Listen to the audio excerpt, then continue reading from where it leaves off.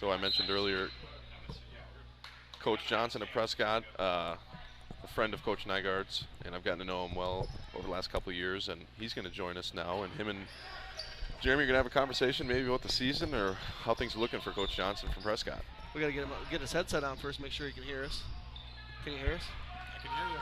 Okay. You got to get that real close to your mouth. It's not like coaching where you can just project. I got a pretty loud mouth, so. All right, well, Coach Johnson, welcome back to Baldwin Woodville High School. Here I am. Yeah, here you are. Good seeing you guys. Yeah, you too. So I got to ask first, the first thing I noticed when I walked into the school tonight, you have your assistants and you're all wearing white shoes.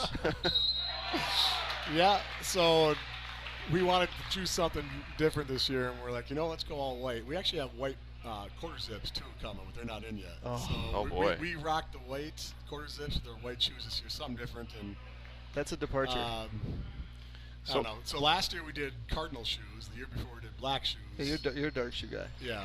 So whatever. They're comfortable. That's all I care about. Honestly, I just cannot coach in dress shoes. I stopped doing that about 5-6 years ago. That's all I ever coached, except for one day I wore Kobe's.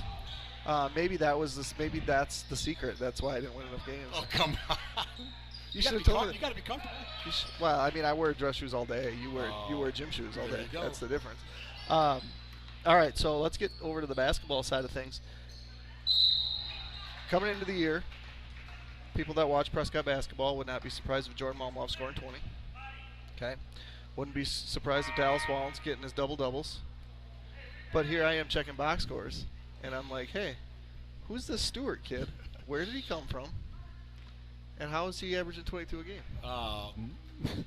We were kind of joking as a coaching staff. People are going to start throwing rumors that he's a transfer from somewhere. Well, I'm going to let you dispel these rumors. So people always want to tease us on that. But no, you want to talk about a kid that has worked on his game tremendously. I mean, in the weight room, in the gym, in his driveway when it's 30 degrees. I mean, the kid has put in so much time the last couple of years. And he's always been a talented kid, but he's always been kind of we just were worried about him mentally if he was going to be ready. Okay. Because last year on JV, he would just disappear and he'd show glimpses in practices and then they'd appear. But I tell you what, this offseason, even going back to summer league, he just blossomed. It was kind of out of nowhere, and he just started putting things together. And he's even kind of shocked us his first 2 games because we had high expectations, but he came off the bench against New Richmond. And without him against New Richmond, we would not have beat them. And then we kind of were like, well, it's a no-brainer. He goes in the starting lineup, and then he drops 28 with 7 threes against Duran. So he's impressed us. He's impressed his teammates. But again, you're happy for kids like that because he's put so much time in to be where he's at right now. So it's great.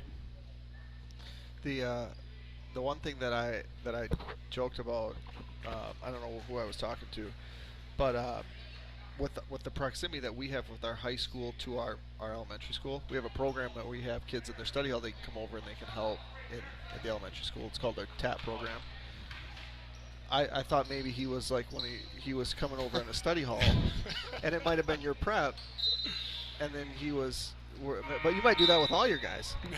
No, don't get that rumor going. Well, I'm here to let you dispel it. No, that does not happen.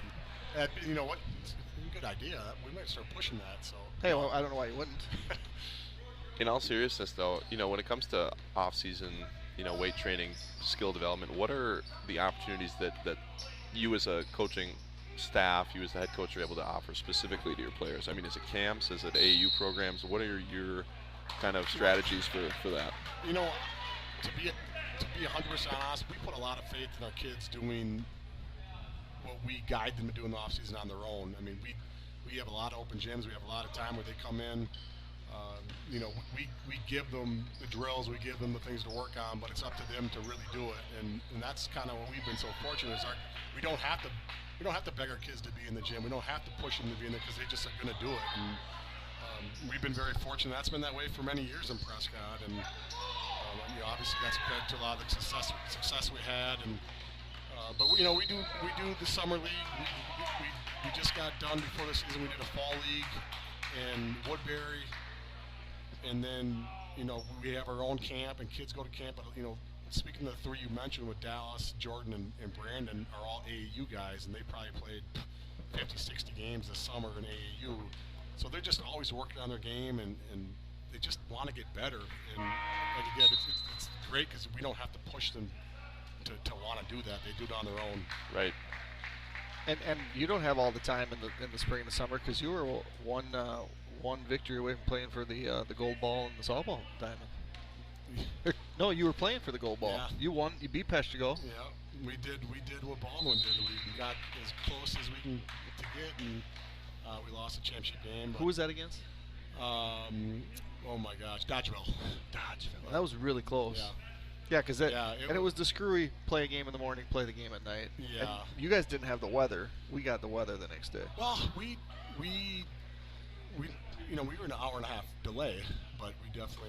Oh yeah. We sat through. We were supposed to start at 7. I think we ended up starting at 8:30. But that was an unbelievable season. That was.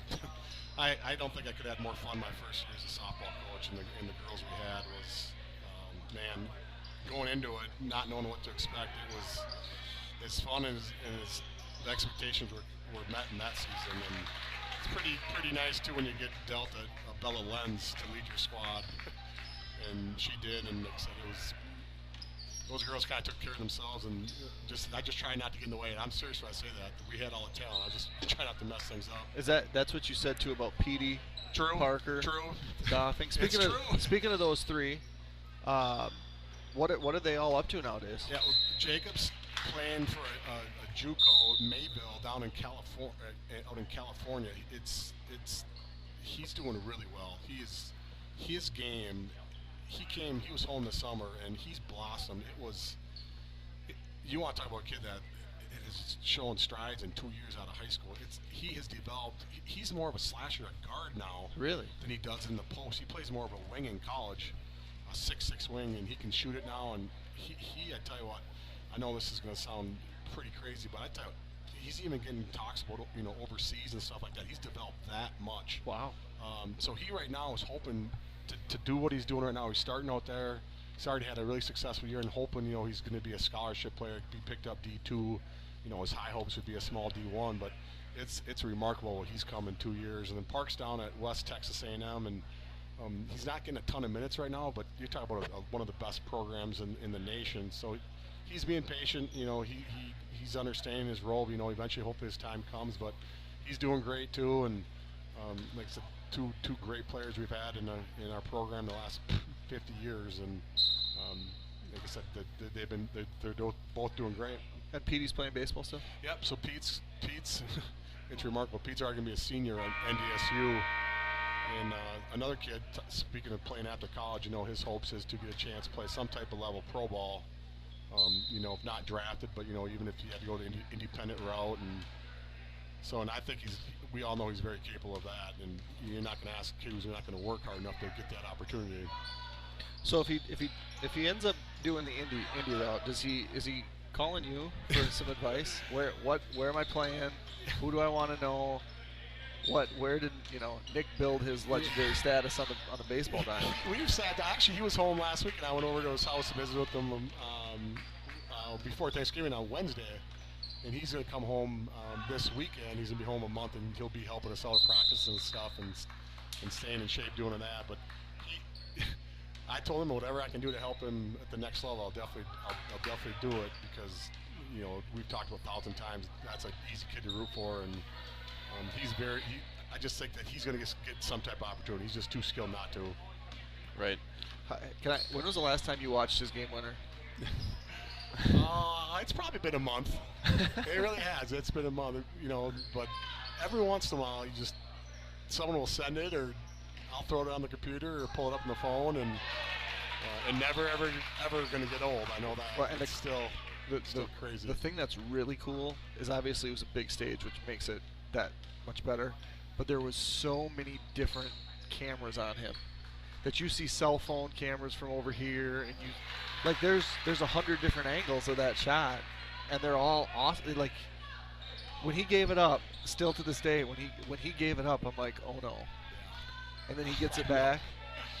That I was know. cool. It's just like it seemed like everything just kind of just fell into place there, and I said that was the best no timeout I've ever called in my life, because I remember it was going through my head like, and then it's like it was slow motion. Like, why would we call timeout when Pete has the ball? Then Pete gives the ball up, and I'm like, oh no. But Tayson he just knew. Yep. To give it right back to him, and obviously the rest is history. And like I said, you watch it, it's like that's Prescott. Wow, it's just unbelievable. And that Tuma kid's having a pretty good Oh my gosh, yeah. post high school career. Yeah, See, he's a player. So Platteville. Platteville. Yep. Yeah, Yeah, he was good. He was one of the best that I saw in high school. I'd be remiss not to mention, you've lost really good players to graduation, things like that, but I don't know if anything more important than losing A.D. Matt Smith. Yeah. Do you do air fives in the morning now, whereas before it would have been like a real high five with Matt? Like, how's that going? We miss him big time in Prescott. There's no doubt about it. But he moved on to River Falls and he's liking it, and I still think eventually he's going to find his way back to Prescott, and I think it's going to be sooner or later, and that's just my opinion, but he just needed to change. He finds his way back to Prescott every night. School district Okay. wise, so yeah, the school district, but he's doing great. We miss him. He was great at what he did, and our new AD, to tell you what, he's doing great too, and he's a great guy. So we just miss Matt. He's just Well, there's everything about him is great. There's nobody, and not a slight to anybody, but there's nobody that I've ever met more accommodating. Like, how many times can someone say, "Can I get you anything? Do you need anything?" Before it's just like, "Would you stop asking? I'm an adult." That's Matt. Yep. Matt's always worried about making people happy, and again, that's what kind of guy he is. Yeah. Yeah, but it was nice though, because I learned then by the third year, I'm just gonna ask him for popcorn, and then he came with like 10 bags of popcorn. Like, he just gets it done. Above and beyond. How many times is that lot play gonna work, fellas? Well, that's number 2. You got a plan to stop that tonight? Well, how we switch it, but let's hope that doesn't work as much as it's working against our JV. But it's a nice player. Our number 11 right there. He's a freshman. He's gonna be a nice little player. Well, 12 had his way in the first half. Yeah. Is that him? Yeah, Is this him? He's a good player. Kyle Kogan is a sophomore. He's, if you watch his game, you watch his shot, it's not like he's going to wow you on things he does. He just gets it done. He's a good little player. He's another gym rat boy. He just lives and breathes basketball, but he's a good little player. He went on a run in the first half. The Schomer kid hit a bunch of threes. Yep. How many threes are you going to take tonight as a team? Oh my gosh. Well, it's 25 probably, 30. We shoot a lot of threes. There's no doubt about it. I don't think you need to scout us to understand that. We're trying to not, tell our kids we can't live and die by it, but then they go and they make how many? It's like, hey, we're not going to tell them not to shoot a 3 when they're open. Right. We're not forcing it. Like Duran tried 3 different defenses against us, and we were just getting open looks. And like I said, I'm not telling kids not to shoot open threes. And every kid that steps on our floor can shoot outside. Do you think it's changed? I mean, obviously when we played in high school, the 3-point line wasn't necessarily new, but teams weren't. You didn't turn on the TV and watch teams shoot tons and tons of threes. Yeah. And now, what they've done basically ever since people discovered that it's an effective way to score, is they back this 3-point line up. And you go home and turn on TNT or ESPN tonight, the 3-point line's 4 feet deeper, and these guys are shooting from 5 feet behind the line, and they're not missing more. And now kids are like, well, geez, it's not that hard of a shot, and everybody wants to do it. Like, how much has that changed how high school You're works? spot on. I think everyone wants to do it, and everyone works at it. I mean, that's just the big thing. I tell you what, Steph Curry, I think, is a big influence on why that is. You watch him play, and you watch those NBA players play, and you watch college play, how much they live and die by from the outside. I think that's just what kids are watching, and kids want to be like these days. And but yeah, it's definitely, you mentioned back when we played, it wasn't nearly as big as it is now. It's crazy. With Momlov, Jordan, watching them last year and the year before, because obviously as a freshman he had a huge impact with his range, right? He had a half against Somerset where he made 6, all right? of the threes. Yep. And so, when you have kind of a player like that who it's noticeable when you watch him that he might, he's probably the best player on the floor. How is he kind of developed his game? Because obviously he's a shooter and has some really nice guard skills, but what are some evolutions he's made? Well, it's funny you mentioned that because we've been pushing him now for 2 years, and he was only a freshman, sophomore. That if you want to become one of the elites, you need to start taking the ball to the rim. In the 2 games we played, that's what, and hopefully he does it tonight. That's his biggest difference is he is taking the ball to the rim. We won't quite use he's the P.D. Brookshaw yet because those are big shoes to fill, but that's what he's added to his game where he's sucking people up off his 3-point range, and then he breaks them down and drives past them to the hoop, and he's gotten so much stronger. I tell you what, he had a 2-handed dunk against Duran that just, it was a wow. I mean, he's that small and he gets up, and I had people texting me and buddies texting me out there, they're like, whoa, Jordan Malmuth can dunk, and like he almost cocked the back 2-handed dunk against Duran. It was. Wow. But a kid, he's lived in the weight room. He's worked on his lower half and his upper half, and he can flat out get up. So his game is really becoming complete.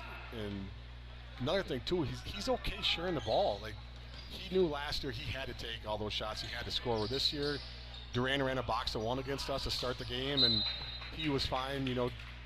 Kicking out to Dallas and kicking out to Brandon. That's when Brandon went off Stewart and hit all the threes because he was wide open. So he's okay not scoring as long as we're scoring and we're winning. He doesn't care. How many dunks did you have in high school? I had 8 dunks, and I know that because I think that stat's important. So yeah, I did 8 dunks. So and kids always ask that. They're like, yeah, what do I? But yeah, I did. I had 8 dunks. I think I went home and I chalked them down. Where was your best one? Oh, I think it was home versus Central. I actually got a T for hanging on the rim. That's awesome. And it was Mike DeWire gave me the T. The kid was underneath me, and I didn't want to drop, so I hung on it, and he gave me a T. I'll never forget it. I still give him T today when I see him. He remembers it. So was that like the Corey Brathall era?